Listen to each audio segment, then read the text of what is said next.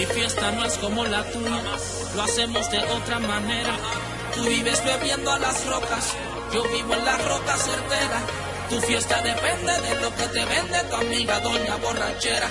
La mía se enciende con pandero en mano, Jesús y una reina valera. Muy buenas y bienvenidos a todos al Arroyo de Queriz. Bienvenidos aquí en el Rincón de Eugenio, en esta primera temporada del Arroyo de Queriz, donde disfrutamos con cosas nuevas e interesantes. Bendiciones a todos y bienvenidos.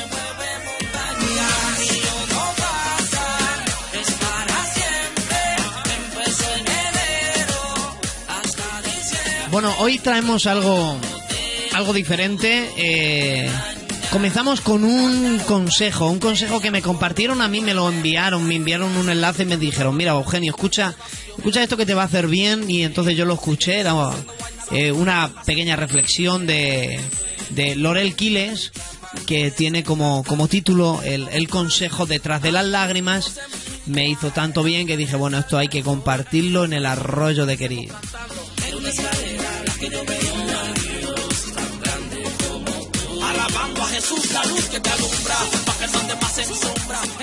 Y bueno, y luego traemos algo diferente. Traemos un todo en uno. Traemos alabanza, reflexión, historia bíblica, con efectos, incluso algún efecto especial, vamos a llamarle así, casero, pero efecto especial, y donde vamos a estar disfrutando.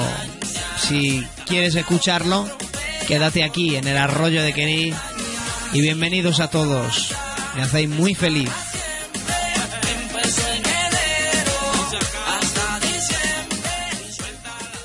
Muchos podrían mirarme un poco extrañados y hasta piensan que puede ser una ofensa hacerse esa pregunta.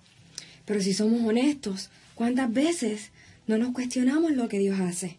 ¿Cuántas veces no podemos ni orar de la frustración y el coraje que sentimos? ¿Cuántas veces no nos hemos preguntado si verdaderamente Dios nos ama o si vale la pena servirle? Son tantas las cosas que suceden a nuestro alrededor, son tantas las cosas que no podemos entender. Y si eres uno de esos que con humildad puede decir: mira, Laurel, hoy me siento así. Quizás hoy no puedo ni orar de tantas cosas que me están sucediendo. No sé si Dios está conmigo, no sé. Pues quiero decirte que no estás solo, no estás sola. De hecho, la Biblia nos presenta a personas que en algún momento de su vida tuvieron una frustración similar. Y uno de esos eventos está registrado en Juan capítulo 11, versículos del 28 en adelante. Aquí, luego de 4 días, Jesús llegó al lugar donde había muerto Lázaro, uno de sus grandes amigos y discípulos. Al llegar, inmediatamente lo interceptaron sus hermanas Marta y María, totalmente devastadas, desconsoladas y decepcionadas de Jesús.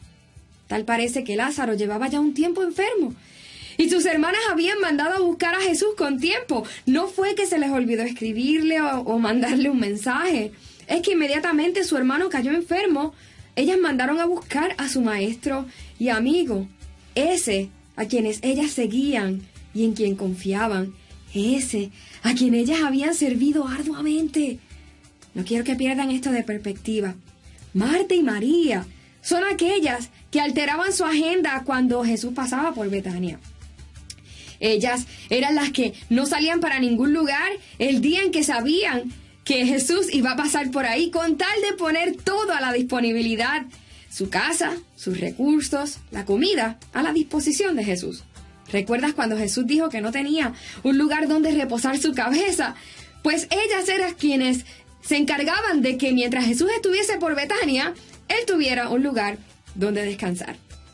Quienes recibieron a Jesús ese día con esa tristeza y frustración no era cualquier persona, eran aquellas amigas de Jesús que lo dejaban todo para que Jesús siempre estuviera bien atendido.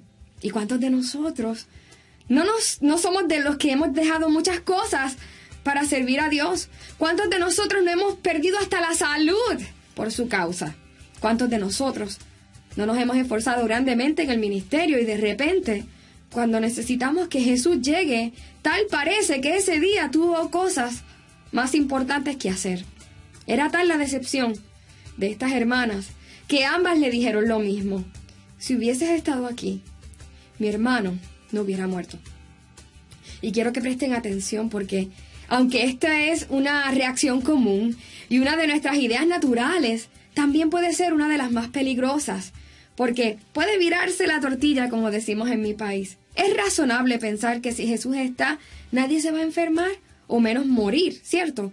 Pero como sabemos, y aún hay vasto testimonio en la palabra de que esto no siempre es así. De hecho, a veces puede ser todo lo contrario. ¿Cuántas familias hoy no son asesinadas precisamente porque Jesús habita entre ellos? ¿Cuántos misioneros no han muerto a causa de la persecución o de alguna enfermedad que contrajeron mientras servían a otros en otro país? ¿Cuántos ministros, siervos fieles, personas de integridad han amado con compasión y han servido hasta el cansancio a otros y hoy luchan con el cáncer? ¿Cuántas mujeres que me están viendo y escuchando hoy no sufren la traición de sus esposos habiendo sido fieles y diligentes en su hogar? Si Jesús estuviese contigo, no estarías pasando por eso. Si en verdad tú fueses un siervo de Dios, no sufrirías tales cosas. ¿Podríamos mencionar algo así? ¿Podríamos decir algo así? Por supuesto que no. Hay personas que yo conozco, amados hermanos, que están sufriendo cosas que yo digo, Padre, ¿cómo es posible? Sin embargo, de la misma manera tengo que decir, wow, verdaderamente Dios está con ellos. Porque aún frente a su dolor, la presencia de Dios es tan evidente en sus vidas que hasta me avergüenza a mí. Es asombroso cómo las heridas de algunas personas pueden destilar la misma gloria de Dios. La Escritura dice que luego de que ellas le dijeran esto a Jesús, Jesús lloró. Y aunque esto parezca un detalle insignificante, quiero decirles que por el contrario, el hecho de que esto se registrara significa que Jesús no lloraba por cualquier cosa y que la manera en que lloró fue tan fuerte que todos se asombraron. ¿Por qué Jesús lloró? ¿Estaría triste con la muerte de su amigo? ¿Se pondría triste o se sentiría intimidado con la muerte, aquel que dijo ser la vida y la resurrección? ¿Será que se sintió un poco mal porque llegó tarde? ¿Será que se habrá sentido abrumado con la presión de tanta gente esperando a que él hiciera algo? Porque no se crean, la presión era real. Todos esperaban una respuesta de Jesús. Pero hay varios detalles que captaron mi atención y en el orden de eventualidades hasta llegar a este punto. En primer lugar, Jesús decidió el día y la hora en que llegaría. No fue un error en su agenda ni un traspié.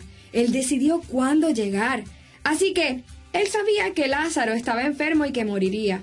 Y aún así no llegó antes. Y ustedes me dirán, wow, Lorel, pero qué defensa, qué clase de amigo. La gente allí también se preguntó lo mismo. Ahora, ¿sabías tú que las ocasiones anteriores en que Jesús visitó Betania también fueron momentos que él determinó? Él no iba a verlos porque ellos le llamaban necesariamente o lo habían invitado.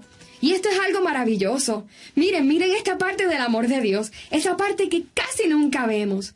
Las visitas de Jesús a Marta y María y Lázaro se daban porque Jesús, sabiendo que pasaría por Betania, quería, insistía y movía todo para verlos. Las veces en que Jesús llegaba y se sentaba a la mesa con ellos, no iba por otra razón que no fuese porque él disfrutaba, quería e insistía estar ahí. Quizás hasta tuvo situaciones con quienes estaban con él y no querían visitarlos. Quién sabe si alguno de sus discípulos en algún momento dijo, ¡otra vez Betania! ¿Saben? Estoy segura de que Marta y María no tenían que obligar a Jesús a ir a su casa. Estoy segura de que de un momento a otro Jesús se aparecería por ahí, porque la casa de Marta y María no era cualquier sitio para él. La casa de Marta y María era un lugar donde Jesús quería estar. Un lugar donde él hablaba con la confianza de los íntimos. Y con esa misma confianza y paz, Jesús llegó.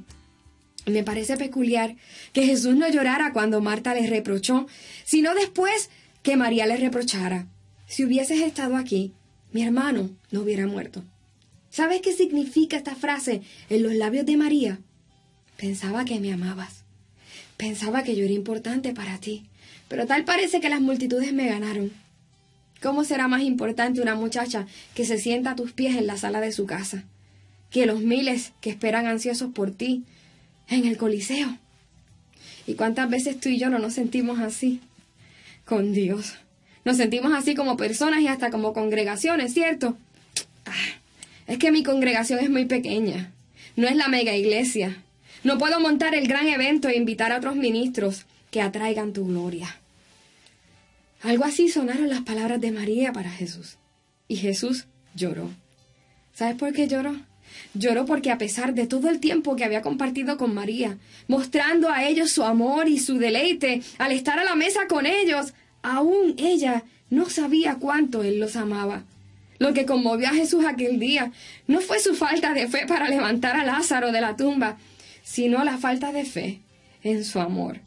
María, por otro lado, no entendía que aunque ciertamente Jesús tenía que ir a las multitudes, la gran mayoría lo quería meramente por el milagro. Ella desconocía que aunque él debía predicar a los miles, muchos simplemente terminarían mofándose de sus palabras y hasta algunos lo llamarían Belcebú en cada esquina. Ella desconocía que aunque él iba a sanar a 10 leprosos, también se encontraría con la cruda realidad de que solo uno le amaría de vuelta. María no sabía que si había un lugar donde Jesús quería estar, era su casa. Amados hermanos, es cierto que hay muchas cosas que quizás no vamos a entender de Dios, muchísimas. Pero también es cierto que una de las más incomprensibles será el hecho de que Él haya querido tanto estar con nosotros que dejó el cielo para visitarnos en la tierra. El salmista se topaba una y otra vez con esta realidad aplastante. Y una y otra vez, luego de expresar todo lo que no comprendía de Dios y cuán abandonado se sentía a veces, finalmente tuvo que concluir: pero ¿quién soy yo para que tengas de mí memoria? ¿Qué es el hombre para que tengas de él memoria? Y el Hijo del Hombre para que lo visites. Hoy, yo no sé cuál es tu necesidad o tu incógnita. Esa situación, esa crisis que llevas por mucho tiempo. No sé si hoy es el día de ese milagro que estás esperando o cuánto tiempo todavía falta para que veas su poder. Solo puedo decirte que si eres aquel que ha preparado morada en tu corazón para Jesús, si eres aquella que haces de tu vida un lugar donde Él se complazca en estar, tarde o temprano, escúchame bien, tarde o temprano verás la gloria de Dios y aún de la misma muerte te levantará. Padre, en esta hora, yo clamo por todos aquellos que han escuchado este mensaje y clamo por todos aquellos que hoy se han cuestionado hasta el día de hoy si tú estás con ellos o si tú verdaderamente les amas. Quizás hay voces dentro de ellos que hoy le dicen: si Dios estuviera contigo no estarías en esa situación. Si el Señor estuviera contigo no estarías sufriendo así. Pero hoy en el nombre de Jesús, yo vengo contra todos esos enemigos internos que nos hacen dudar de tu amor. Y hoy en el nombre de Jesús recobramos nuestra confianza en tu amor. Te decimos, Señor Jesús, tú eres digno de nuestra confianza. Eres digno porque siendo quienes somos, tú has tenido de nosotros misericordia y memoria. Has dejado el cielo, tu trono en el cielo, para visitarnos, Señor. Para visitarnos en aquel día que te hiciste carne, moriste en la cruz y resucitaste al tercer día. Pero también para visitarnos y hacer de nosotros tu templo. ¿Cómo no vamos a confiar en tu amor, Señor? ¿Qué es el hombre para que tengas de él memoria? Y el Hijo del Hombre para que nos visites, Señor. Gracias por tu amor. Hoy devolvemos nuestra confianza en ti. Esperamos tu obrar en nuestra casa, en nuestra familia. Y preparamos diariamente el hogar de nuestro corazón para ti. En Cristo Jesús. Gracias. Amén.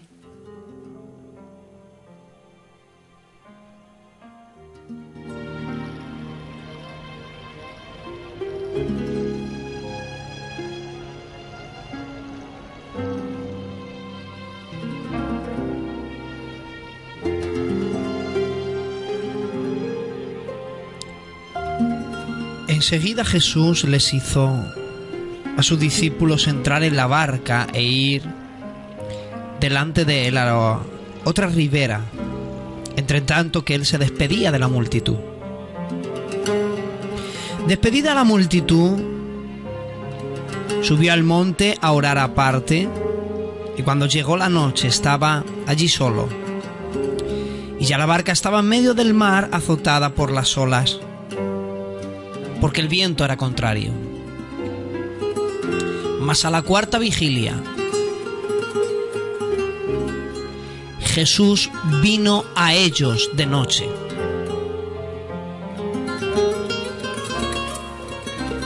Y vino andando sobre el mar. Los discípulos, viéndole andar sobre el mar, se turbaron diciendo: es un fantasma. Y dieron voces de miedo. Pero enseguida Jesús les habló, diciendo: ten ánimo, yo soy, no temáis. No puedo con mis fuerzas. Rota está la vela, inútiles los remos.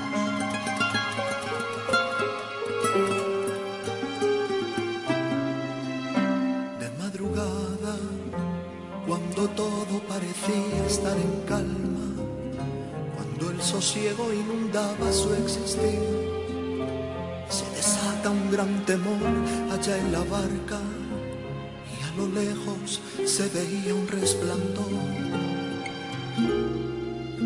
Tuvieron miedo y se acercaron para ver qué sucedía, y alguien gritó: es un fantasma que venía. Pero a lo lejos se escuchó esa voz decir: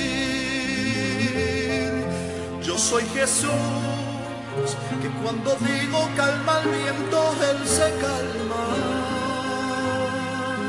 Yo soy Jesús, que las tinieblas resplandecen por mi luz. Y al comprender que era Jesús quien caminaba por las aguas, hubo paz, hubo confianza ya en la barca. Oye Jesús, sé tú mi ancla.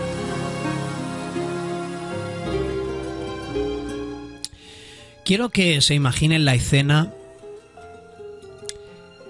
Una noche donde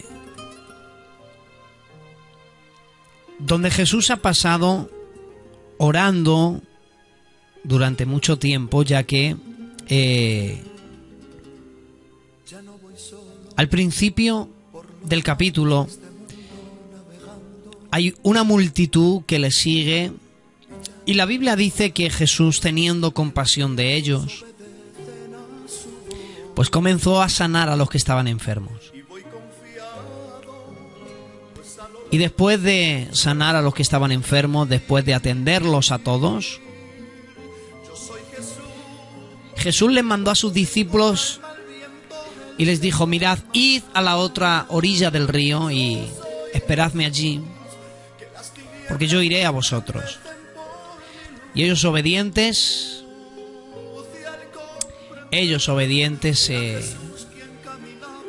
se acercan al mar, se acercan, o más bien a aquel lago, comienzan a coger una barca, comienzan a coger unos remos, y todos ellos comienzan a cruzar a la otra orilla.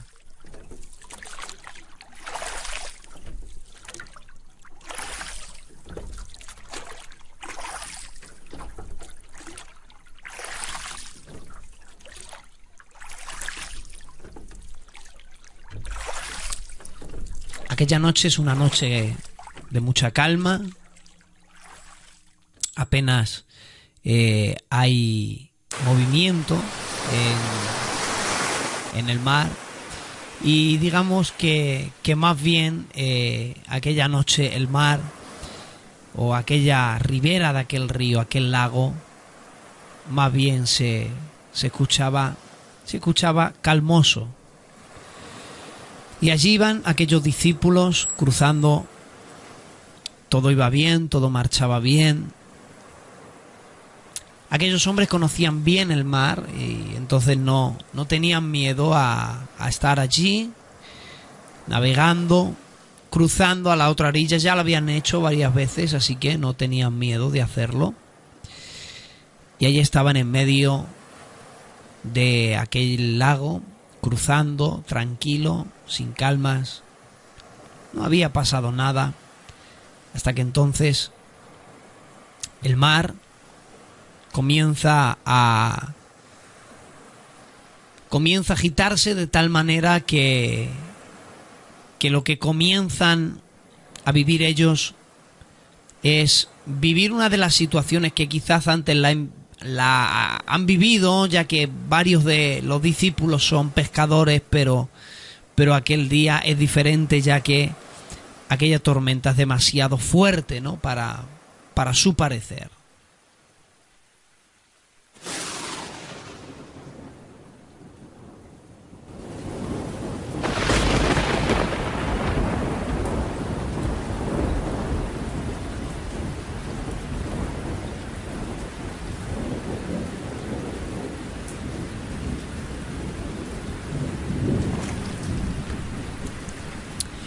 En eso que ellos siguen remando con fuerza, intentando salir de aquella terrible tormenta, pero aquella tormenta comienza a acrecentarse más y más aún. Ellos están desesperados y ya no saben qué hacer.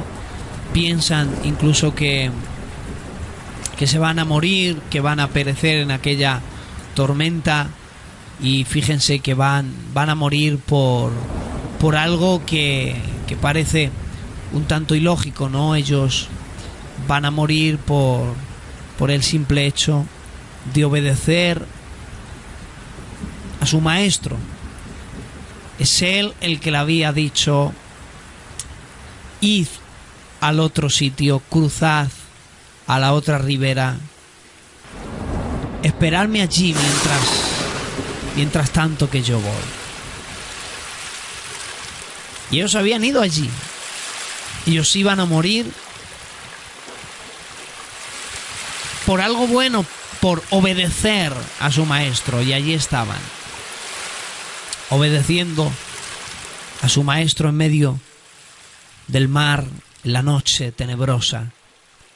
Allí se encontraban. Ellos han obedecido y ahora se han encontrado con una tormenta que creen, piensan, están seguros de que no van a salir de allí con vida. Y claro, ellos ya convencidos, desesperados, sin saber qué hacer, sin saber a quién acudir, quizás les vino a la mente, quizás algunos de ellos empezaron a dudar y empezaron a decir: bueno, ¿en qué hora hemos obedecido, no? Mira a dónde nos ha llevado la obediencia. La obediencia nos ha llevado a vivir en una situación tan terrible, de modo que vamos a morir. Entonces, ¿de qué sirve la obediencia entonces? Pero allí estaban, en medio de aquel mar, obedeciendo.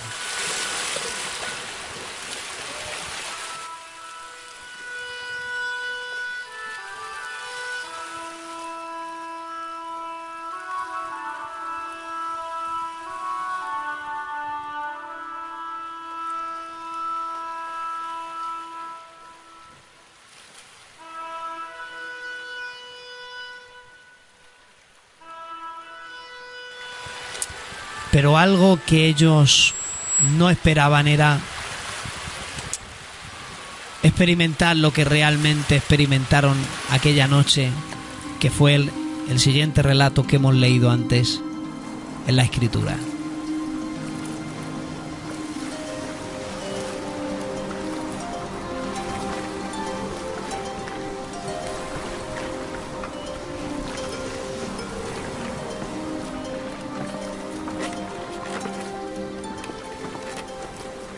Tened ánimo, soy yo.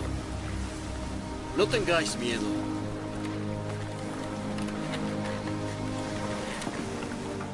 Señor, si eres tú, manda que yo vaya a tu lado. Ven.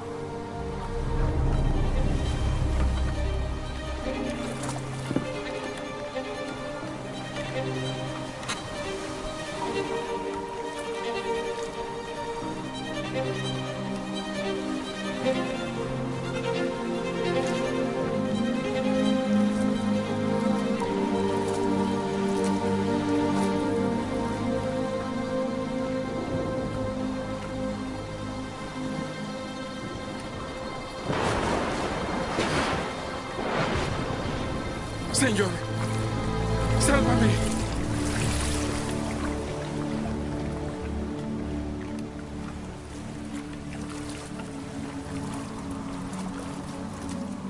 Hombre de poca fe. ¿Por qué dudaste?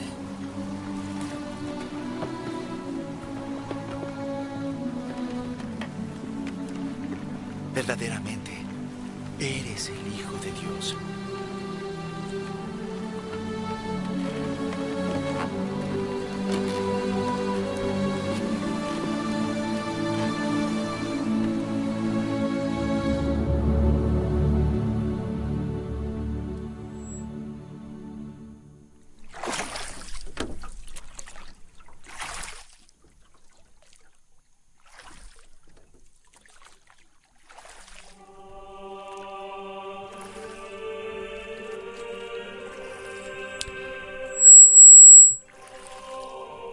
Si Cristo te envía a un lugar, no dudes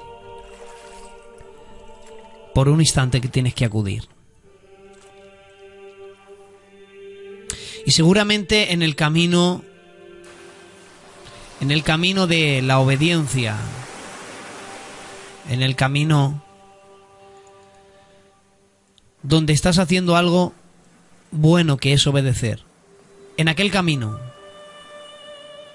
las olas se van a levantar. Sí, claro.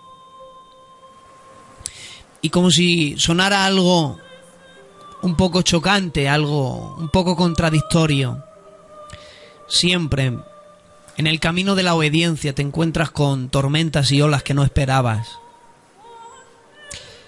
Lo que no es normal es que haciendo bien las cosas, que es obedeciendo, te encuentres con problemas tan serios que piensas que te vas a morir incluso.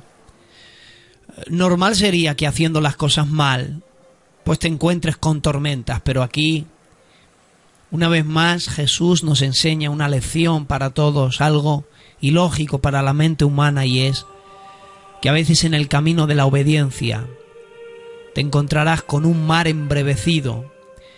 En el camino de la obediencia te vas a encontrar muchas veces en la cuarta vigilia de la noche, donde has esperado la primera, has esperado verle en la segunda, le has deseado ver en la tercera, y desesperado te mueres, porque si Jesús no acude en medio de la tormenta, no sabes qué hacer, no sabes qué decir, se te acaban los recursos y deseas verle, ya no sabes qué hacer, ya no puedes más, y para colmo la mente comienza a ser tu enemiga, porque fíjense, la mente puede ser o tu mejor amiga o tu peor enemiga, como bien lo administres, así será el resultado que produzca, y empezará a decirte: esto es lo que te ha traído obedecer, esto es lo que te ha traído hacer bien las cosas.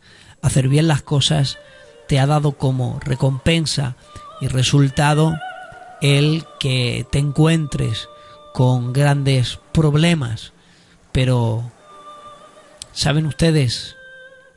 Merece la pena, siempre ha merecido la pena y siempre merecerá la pena seguir a Jesús, seguirle a pesar de las circunstancias, seguirle a pesar de los pesares. Siempre ha merecido la pena, no dudar, siempre mereció la pena que aunque no entendiéramos las cosas, estuviéramos allí,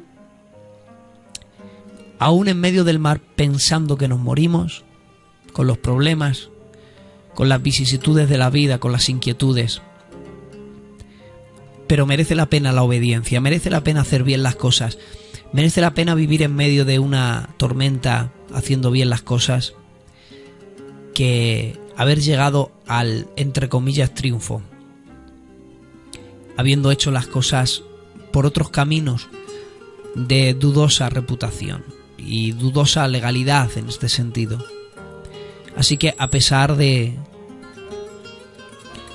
que a veces la obediencia te lleve a vivir situaciones como las que vivieron estos pescadores, que en su siendo expertos en la materia, pero ellos ya no sabían qué hacer, se le acababan los recursos.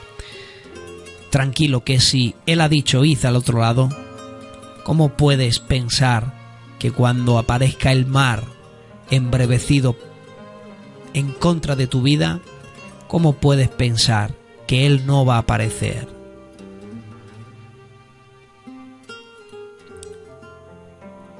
Señor, sé tú nuestra ancla. Rota está la vela, inútiles los remos.